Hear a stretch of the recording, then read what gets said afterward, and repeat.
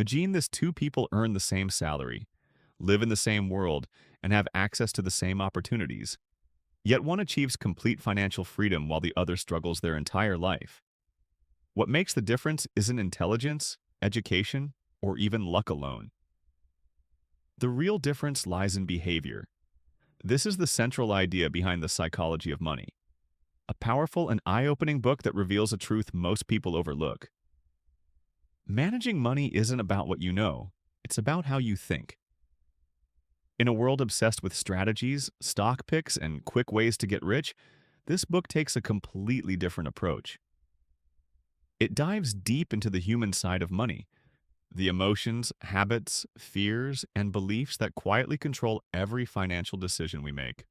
Now, you'll begin to understand why some people with very little financial knowledge build lasting wealth, while others, even experts, lose everything. It shows how ego can push us to overspend, how fear can stop us from investing, and how small, consistent behaviors often matter far more than big, one-time decisions. As you move through this journey, you'll realize that money is not just a mathematical game. It's a reflection of psychology.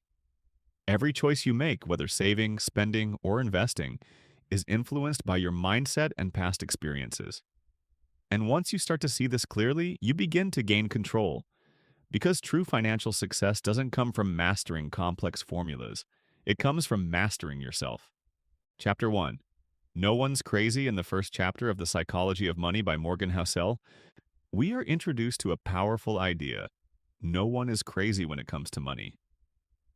At first, this might sound strange, especially when we see people making financial decisions that seem irrational or even reckless. But as the chapter unfolds, it becomes clear that every decision people make with money is shaped by their personal experiences, upbringing, environment, and the unique moments they have lived through. Think about it. Someone who grew up during a time of economic crisis, like the Great Depression, will view money very differently from someone raised in a period of rapid growth and opportunity. One may prioritize saving every penny out of fear, while the other may feel comfortable taking risks and investing aggressively. Neither of them is wrong. They are simply reacting to the world as they understand it. Their financial behavior is not based on textbooks or theories, but on what they have personally seen and experienced. This chapter teaches us a deeply important lesson. Before judging someone's financial choices, we need to understand their story. What looks crazy from the outside often makes perfect sense from their perspective. And more importantly, it reminds us to reflect on our own beliefs about money. Our decisions, whether it's spending, saving, or investing, are not always logical. They are emotional, personal, and deeply rooted in our past. By the end of this chapter, you begin to see that success with money isn't about being smarter than others. It's about understanding yourself and others. Because once you realize that everyone is playing a different financial game based on their own life experiences, you become less judgmental, more aware, and ultimately wiser with your own money decisions. Chapter 2. Luck and Risk. In Chapter 2 of The Psychology of Money, Morgan Housel introduces a powerful and often misunderstood concept: the hidden role of luck and risk in shaping our financial lives. We often look at successful people and assume their achievements are purely the result of hard work, intelligence, or smart decisions. At the same time, we look at those who fail and blame poor choices or lack of discipline.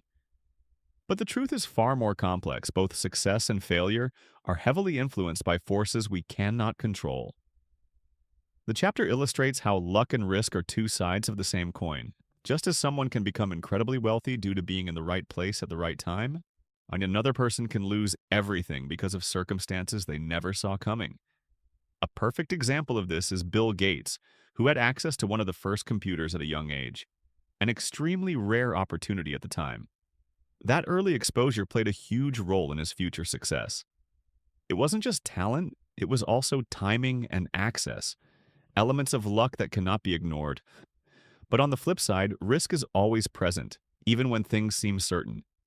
History is filled with stories of brilliant individuals who made all the right moves, but were still undone by unpredictable events. This chapter reminds us that no matter how smart or careful we are, we can never fully eliminate risk from our lives. The deeper lesson here is humility. When we understand the role of luck and success, we become less arrogant about our achievements. And when we recognize the power of risk and failure, we become less judgmental of others. Instead of blindly copying successful people, we should focus on building strategies that protect us from risks and allow us to survive uncertainty. Because in the end, financial success is not just about making the right decisions, it's about positioning yourself in a way where luck can find you and risk cannot completely destroy you. Chapter 3, Never Enough. In Chapter 3 of The Psychology of Money, Morgan Housel explores a dangerous mindset that quietly destroys financial success: the belief that more is never enough. At its core, this chapter is about understanding why people who already have a lot still feel the need to risk everything just to get a little more, and how this endless desire can lead to devastating consequences. The chapter highlights a powerful truth: having enough is one of the most important, yet most overlooked financial skills. Many people chase wealth not because they truly need it, but because they are comparing themselves to others. No matter how much they achieve, there's always someone richer, more successful, or more powerful. This comparison creates a never-ending cycle of dissatisfaction, where the goalposts keep moving further away. Yet one of the most striking examples in this chapter is Rajat Gupta, a highly successful and respected businessman who already had immense wealth, status, and influence. Yet, in the pursuit of even more, he took illegal risks that ultimately destroyed his reputation and freedom. His story serves as a powerful reminder that the desire for more can push people to make decisions that go against their own best interests. This chapter teaches us that true financial success isn't about constantly increasing your wealth. It's about knowing when to stop. The hardest financial skill is not earning money. It's learning to be satisfied with what you have. When you define what enough means for you, you gain something far more valuable than money: peace of mind, control, and the ability to avoid unnecessary risks. Because in the end, the people who succeed long-term are not the ones who chase every opportunity. They are the ones who understand that sometimes the smartest move is simply to say enough. Chapter 4, Confounding Compounding. In Chapter 4 of The Psychology of Money, Morgan Housel explains one of the most powerful ideas in building wealth: compounding. But instead of using complicated math, he shows how small, simple actions repeated over a long time can create incredible results. The chapter focuses on how money grows not because of big, dramatic wins, but because of patience and consistency. A great example is Warren Buffett. Most people think he is rich only because he is a great investor, and that's true. But the real secret is time. He started investing at a very young age and allowed his money to grow for decades. His wealth didn't come from one lucky moment. It came from letting compounding do its work over a long period. This shows that time is often more important than talent when it comes to money. The lesson of this chapter is simple but powerful. You don't need to take big risks or make perfect decisions to become wealthy. What matters more is staying consistent, being patient, and giving your money time to grow. Even small savings can turn into something big if you don't interrupt the process. In the end, this chapter teaches us that wealth is not built overnight. It grows slowly, quietly, and almost invisibly. And the people who understand this and have the patience to wait are the ones who benefit the most. Chapter 5, Getting Wealthy versus Staying Wealthy. In Chapter 5 of The Psychology of Money, Morgan Housel explains a powerful difference that most people ignore. Getting rich is not the same as staying rich. Many people focus only on making money, taking risks, chasing opportunities, and trying to grow their wealth as fast as possible. But what truly matters in the long run is not just building wealth, but protecting it. The chapter shows that making money often requires bold actions and risk-taking, but keeping money requires a completely different mindset, one based on caution, patience, and discipline. You don't need to be a genius to become wealthy for a short time, but you need strong habits and control to stay wealthy for a lifetime. A key idea here is survival. To stay rich, you must avoid big mistakes that can wipe everything out. This means learning to be careful, not risking everything for one opportunity, and always leaving room for things to go wrong. Because no matter how smart you are, life is unpredictable, and one bad decision can undo years of hard work. This chapter teaches that long-term success is less about high returns and more about consistency and safety. It's better to grow slowly and steadily than to chase big gains and risk losing everything. In the end, real wealth is not just about how much money you make, it's about how much you keep and how long you can keep it. Chapter 6. Tails. You win. In Chapter 6 of The Psychology of Money, Morgan Housel introduces a simple but powerful idea. In money, a small number of events can create the majority of results. This chapter, often called Tails You Win, explains that success doesn't come from being right all the time. Instead, it comes from a few big wins that outweigh many small losses. The chapter shows that in investing, business, and even life, most efforts don't lead to huge results, but a few rare opportunities can change everything. For example, in the world of investing, just a handful of great investments can make up most of your total returns, while the rest may perform average or even poorly. This means you don't need to win every time. You just need to stay in the game long enough for those big winning moments to happen. This idea can feel uncomfortable because it means accepting failure as part of the journey. Many people quit after a few losses thinking they are doing something wrong. But this chapter teaches that losses are normal. Even the most successful people face many failures. They just have a few big successes that make all the difference. The lesson here is about patience and persistence. Instead of trying to be perfect, focus on being consistent and staying invested over time. Give yourself the chance to experience those rare, powerful wins. Because in the end, financial success is not about avoiding every mistake. It's about making sure that when the big opportunity comes, you are still in the game to benefit from it. Chapter 7. Freedom. In Chapter 7 of The Psychology of Money, Morgan Housel explains that the highest form of wealth is not luxury, status, or expensive things. It is freedom. True financial success is the ability to control your time, to wake up and decide what you want to do, when you want to do it, and with whom. Money, at its best, gives you that choice. Many people think wealth means showing success through cars, houses, or lifestyle, but this chapter shifts the focus completely. The real value of money is not what you can buy, it's the independence it gives you. When you have enough savings, you are no longer forced to take every job, tolerate every situation, or depend on others for your survival. You gain control over your life. The chapter also highlights that time is the most valuable thing we have, and once it's gone, it can never be replaced. Money can always be earned again, but time cannot. So using money to buy control over your time is one of the smartest decisions you can make. The deeper message is simple but powerful. Don't chase money just to impress others. Use it to build a life where you are free. Because in the end, the goal is not to be the richest person in the room, it's to be the one who has control over their own life. Chapter 8. Man in the Car Paradox. In Chapter 8 of The Psychology of Money, Morgan Housel explores what he calls the man in the car paradox.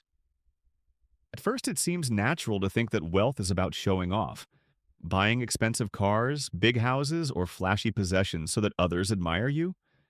But the reality is surprisingly different. People rarely admire what you own as much as you think they do. Most of the time, they are too busy thinking about themselves to notice your possessions. This chapter teaches a crucial lesson about the psychology of wealth and happiness. Chasing status and external approval can trap you in an endless cycle of consumption. You buy something expensive to impress others, only to realize that it doesn't actually make people respect or like you more. Meanwhile, you may be sacrificing your financial freedom, time, and peace of mind just to maintain a facade. True wealth, Housel argues, is quiet and invisible. It's the money you don't spend, the savings you accumulate, and the freedom you gain, not the things you show off. By understanding the man in the car paradox, you begin to see that financial decisions should serve you, not the opinions of others. Happiness and security come from control over your life, not from the admiration of strangers. This chapter encourages a shift in mindset. Stop focusing on how others perceive you and start focusing on building wealth that gives you real, lasting value. Because in the end, the richest people aren't the ones with the flashiest possessions. They are the ones who have peace of mind and freedom that no one can take away. Chapter 9. Wealth is what you don't see. In Chapter 9 of The Psychology of Money, Morgan Housel introduces a simple but powerful idea. Wealth is what you don't see. Most people measure success by what is visible: luxury cars, big houses, designer clothes. But true wealth is often hidden. It's the money saved, the investments made, and the choices you didn't have to make because you were prepared. Housel explains that spending money on flashy items can give a sense of status, but it doesn't guarantee financial security or freedom. True wealth is quiet. It's the bank account that grows without being noticed, the investments compounding silently in the background, and the safety net that allows you to take risks without fear. By focusing on visible wealth, people often make choices that reduce their long-term financial stability, trading future security for short-term recognition. The key lesson in this chapter is to rethink what it means to be rich. Being wealthy isn't about impressing others. It's about creating options for yourself, protecting your freedom, and building financial resilience. Every dollar you save rather than spend is a step toward invisible wealth, a quiet power that can't be taken away or noticed by anyone else. In the end, those who understand that wealth is often invisible are the ones who truly live with financial peace and control. Chapter 10. Save Money. In Chapter 10 of The Psychology of Money, Morgan Housel focuses on one of the simplest yet most powerful tools for financial success: saving money. Unlike investing or finding the next big opportunity, saving doesn't require genius, perfect timing, might, or luck. It simply requires discipline and consistency.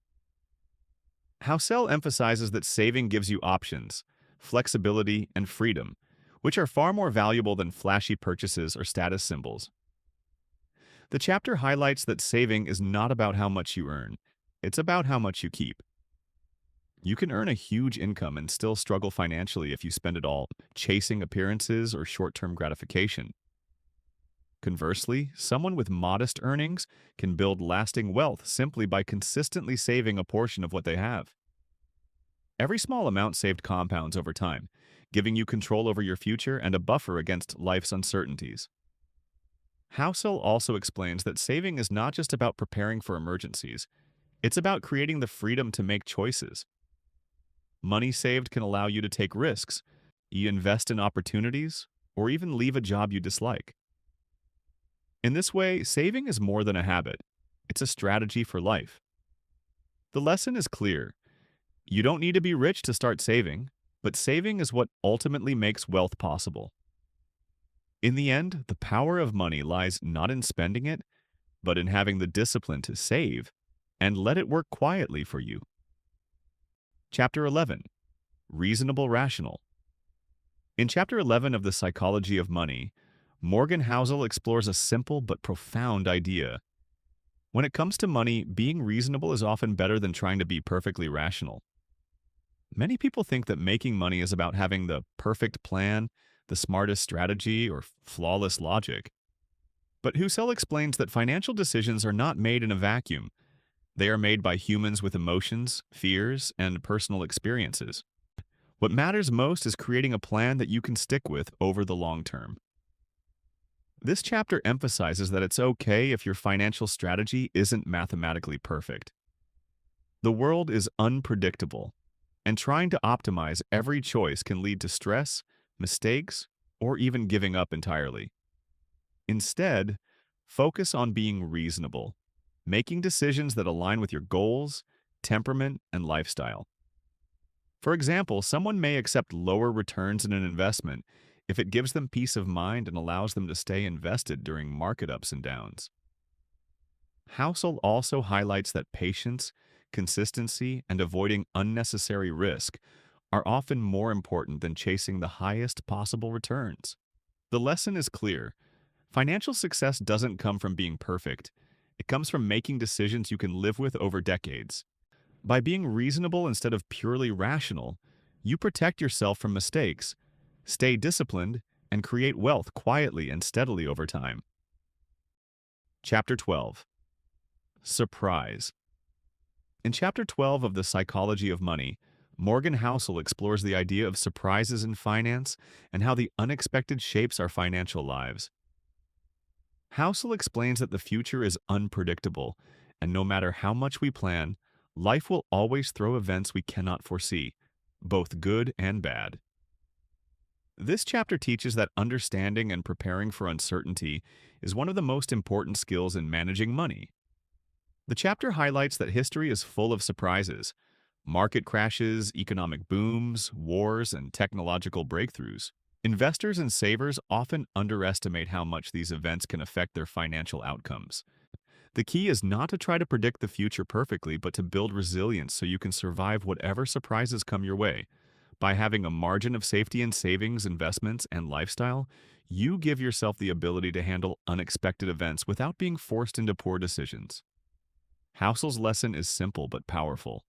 Life will always be unpredictable, and financial success depends on preparing for the unknown.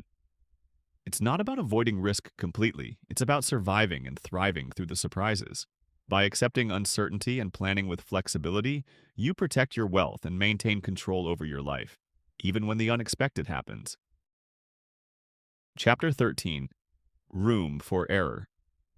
In Chapter 13 of The Psychology of Money, Morgan Housel dives into the idea of leaving room for error, the simple yet often overlooked principle that can protect you from financial disaster.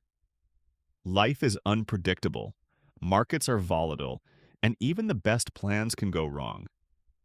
Housel emphasizes that the smartest financial strategies are not the ones that promise the highest returns, but the ones that account for uncertainty and give you a buffer when things don't go as expected. This chapter teaches that planning for mistakes, delays, and bad luck is not a sign of weakness. It's a sign of wisdom. A small margin of safety in savings, investments, or lifestyle choices can make the difference between surviving a crisis and being ruined by it. History is full of examples where people took excessive risks because everything seemed under control, only to have one unexpected event wipe out years of effort. By contrast, those who leave room for error can withstand shocks, adapt, and continue building wealth even when surprises hit. The key takeaway is clear. Financial planning isn't just about striving for the best-case scenario. It's about preparing for the worst while hoping for the best. By giving yourself flexibility, saving more than you think you need, and avoiding unnecessary risks, you create resilience that protects both your wealth and your peace of mind. In the end, leaving room for error is what allows you to survive the unpredictable and thrive in the long run. Chapter 14. You'll change. In Chapter 14 of The Psychology of Money, Morgan Housel explores the idea that you will change over time, and your financial decisions need to reflect that reality. Many people plan their finances as if who they are today will be the same person in 10, 20, or 30 years. But Housel explains that our goals, priorities, and risk tolerance evolve, and failing to account for these changes can lead to poor financial choices. The chapter emphasizes the importance of flexibility. What seems like the perfect strategy today may no longer fit your life tomorrow. For example, you might be comfortable taking big risks in your 20s, but as you age, priorities like family, health, and stability may make the same risks feel unacceptable. Understanding that your future self may think differently allows you to build financial plans that are adaptable and resilient. Nina Housel also highlights that planning for change doesn't mean you avoid saving or investing. It means you anticipate that your desires and needs will evolve. By leaving room to adjust your strategies over time, you create a financial life that can grow with you rather than work against you. In the end, the lesson is simple. The key to long-term financial success is not just building wealth, but building wealth in a way that accommodates the person you will become. Chapter 15. Nothing's free. In Chapter 15 of The Psychology of Money, Morgan Housel focuses on a hard truth. Nothing in life is truly free. Every choice, every opportunity, and every gain comes with a cost, whether it's time, effort, stress, or risk. Husserl explains that the things we often take for granted, like wealth, security, or success, require trade-offs, and ignoring these costs can lead to poor financial decisions. The chapter highlights that the real cost of money is not just the dollars spent, but also the hidden costs, sacrifices you make, risks you take, or stress you endure to earn or keep it. For example, chasing high returns might require taking risk that could lead to financial loss or emotional strain. Buying luxury items might impress others, but comes at the expense of long-term savings or freedom. Recognizing these trade-offs allows you to make smarter, more deliberate choices. Housel's key lesson is that understanding the unseen costs of every financial decision helps you make better ones. Wealth and freedom are not free. They come from careful choices, patience, and an awareness of what you are giving up along the way. In the end, financial success is not about avoiding costs, but about choosing wisely which costs you are willing to bear in exchange for the life you truly want. Chapter 16, You and Me. In Chapter 16 of The Psychology of Money, Morgan Housel explores the idea that everyone has their own relationship with money, and comparing yourself to others can be dangerous. We often look at what other people earn, spend, or invest and assume we should be doing the same. But Housel explains that personal experiences, upbringing, and values shape the way each of us thinks about wealth, risk, and financial decisions. And no one else's path will ever fit perfectly with yours. This chapter teaches that trying to copy someone else's financial journey can lead to mistakes, stress, and even failure. What works for one person might be disastrous for another because our goals, priorities, and tolerance for risk are all different. The key is to understand your own financial story and make decisions that align with your life, not someone else's expectations or societal pressures. Housel emphasizes that the best financial strategies are those that are personal and sustainable. Instead of chasing status or trying to keep up with others, focus on building wealth in a way that gives you security, freedom, and peace of mind. In the end, money is deeply personal, and the choices that lead to true success are the ones that fit your unique life and values, not anyone else's. Chapter 17, The Seduction of Pessimism. In Chapter 17 of The Psychology of Money, Morgan Housel talks about the seduction of pessimism, how negative thinking can feel smarter than optimism, even when it isn't. People naturally pay more attention to bad news, losses, and risks because they seem urgent and important.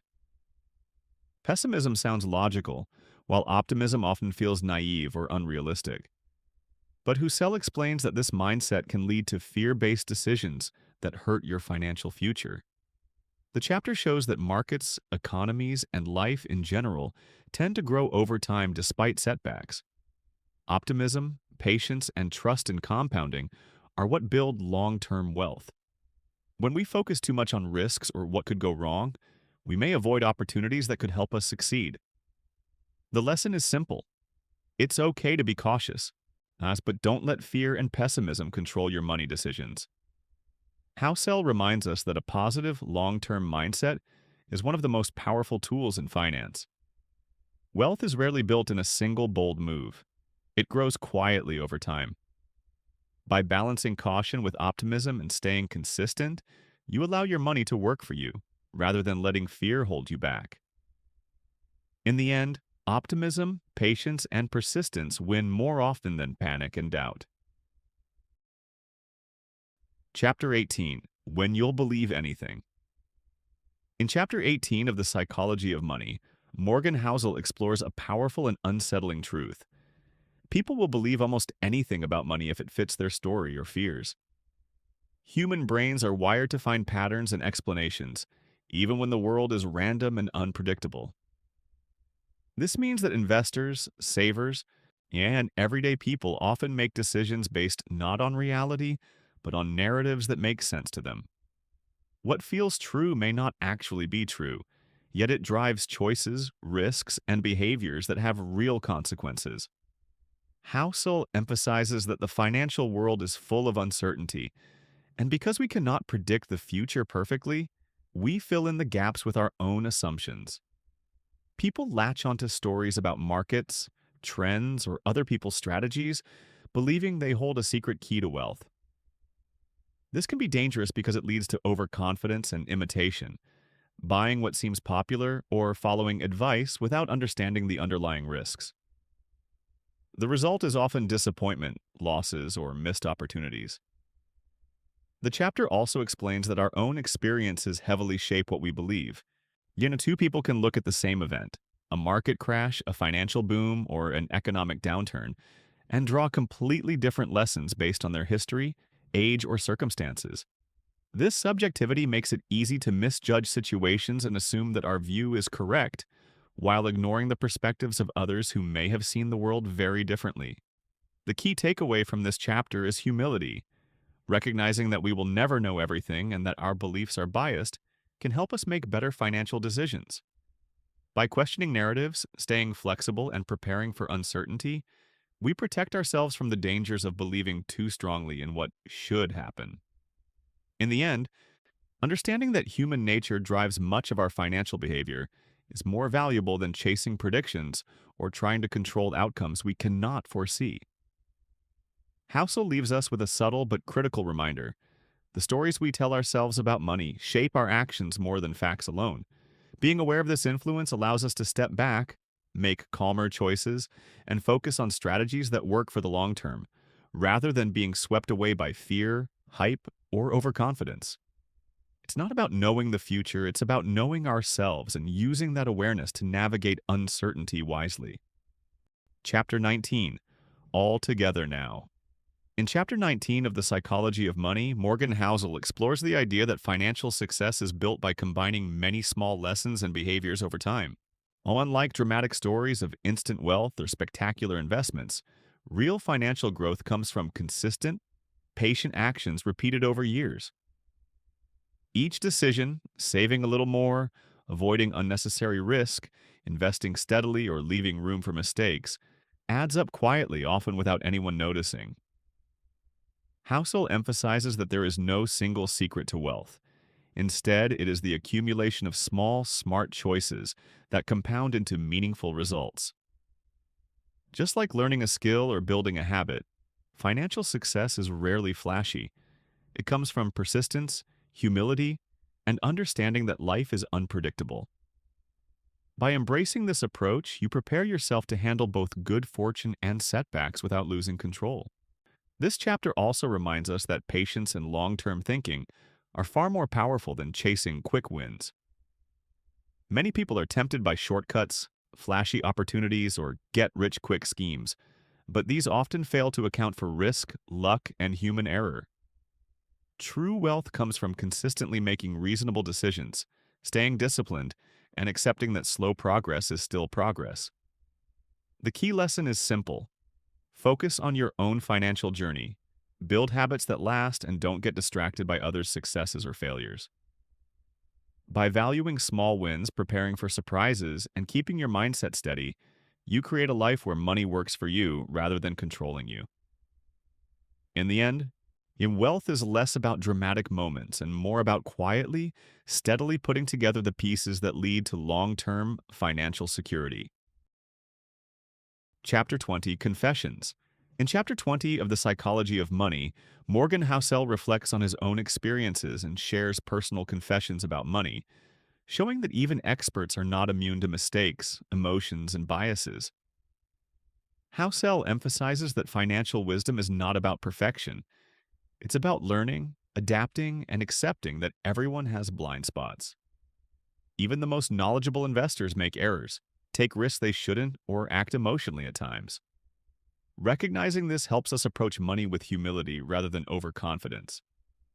The chapter highlights that personal experiences shape our financial decisions more than facts or textbooks. What we've seen, what we've feared, and what we've lived through influence how we spend, save, and invest. Housel admits that he has made decisions that didn't make sense in hindsight, but each mistake taught him a lesson about patience, risk, and behavior. This honesty underlines a core idea of the book. Understanding money is as much about understanding ourselves as it is about understanding finance. Housel also explains that acknowledging our limitations allows us to make better choices. By admitting that we don't have perfect foresight, we can build strategies that account for uncertainty, focus on long-term goals, and leave room for error. It's about designing a financial life that works for real people, not idealized versions of ourselves.